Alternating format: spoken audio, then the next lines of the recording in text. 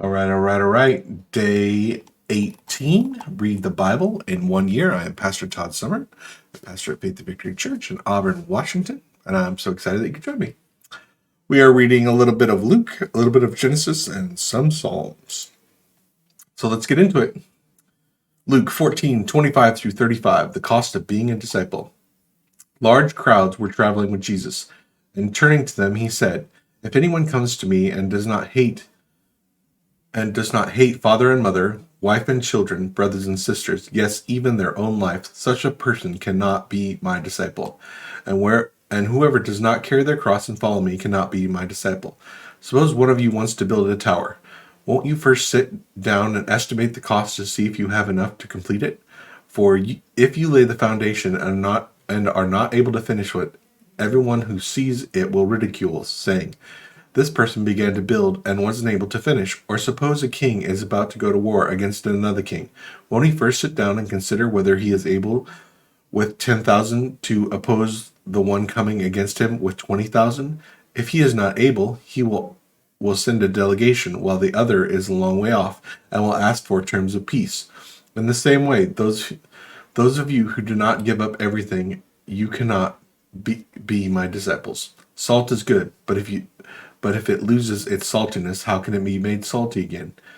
It is fit for neither soil nor the manure pile. It is thrown out. Whoever has ears to hear, let him hear." Genesis 26. Isaac and Abimelech. Now there was a famine in the land besides the previous famine in Abraham's time, and Isaac went to Abimelech, the king of the Philistines in Gerar. The Lord appeared to Isaac and said, "Don't go down to Egypt. Live in the land where I tell you to live. Stay in this land for a while, and I will be with you and will bless you. For to you and your descendants I will give these lands, and will confirm the oath I swore to your father Abraham. I will make your descendants as numerous as the stars in the sky, and I will give them these lands. And through your offspring all nations on earth will be blessed, because Abraham obeyed me and did everything I required of him, keeping my commands, my decrees, and my instructions." So Isaac stayed in Gerar.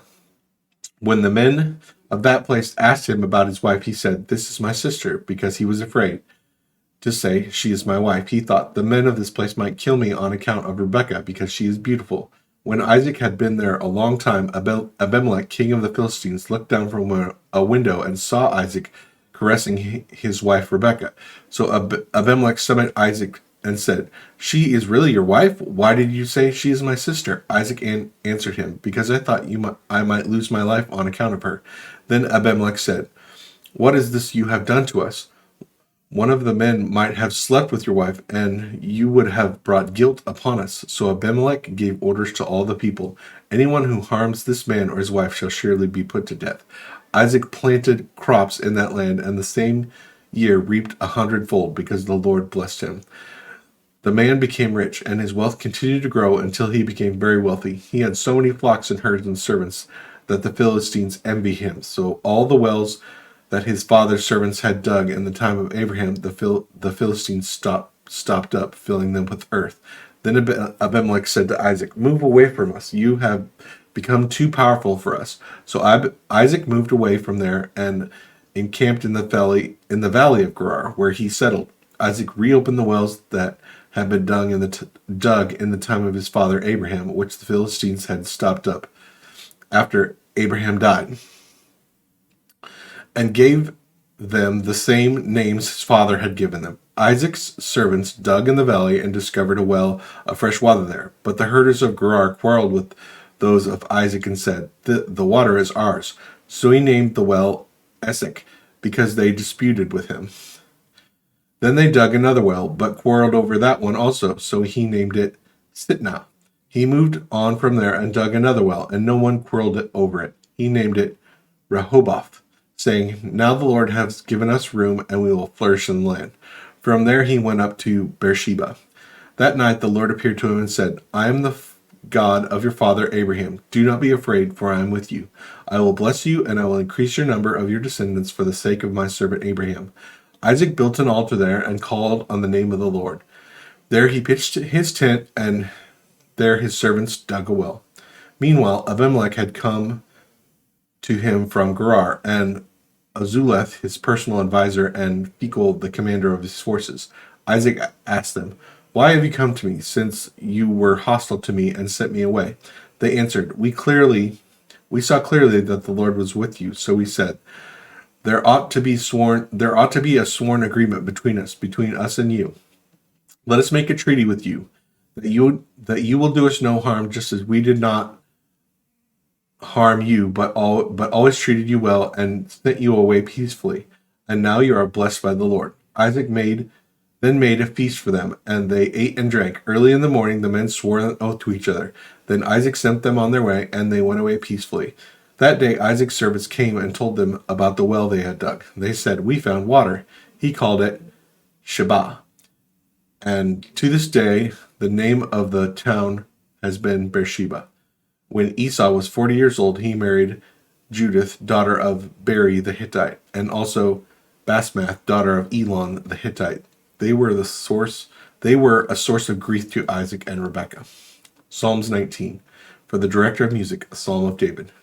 The heavens declare the glory of the Lord. The skies proclaim the work of his hands. Day after day they pour forth speech. Night after night they reveal knowledge. They have no speech. They use no words. No sound is heard from them.